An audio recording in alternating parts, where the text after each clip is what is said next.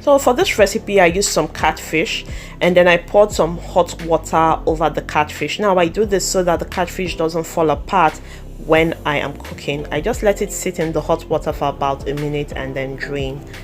I used meat stock as the base for my soup because I had extra meat stock at home, and then I just added the catfish in it, and I also added some crayfish, but the part where I added the crayfish didn't show because my camera stopped recording at that point.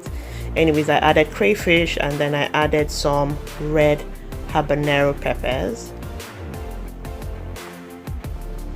And now the special thing about this dish is the peppersoup spice. This peppersoup spice takes this soup to a whole different level.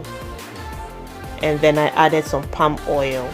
Now it depends on how stretchy you like your soup to be, but I added some more water to loosen up the base of my soup.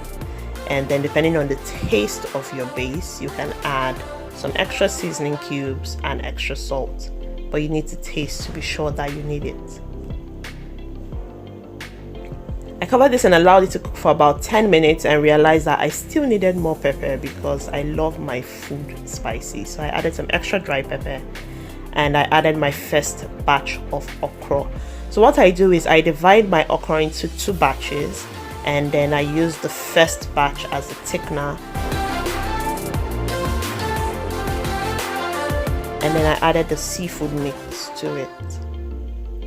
After adding the seafood mix, I'm going to cover this and let it cook for about 20 minutes.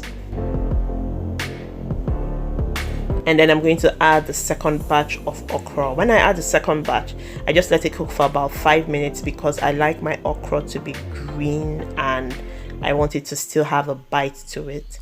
And then I add my uziza leaves. Once I add the uziza to it, I turn off the heat and it is ready to serve. You can serve this with pounded yam, with semo, with gari, whatever you like, but this recipe is super yummy. I think you should try it out. Don't forget to like, share and subscribe. Thank you so much for watching.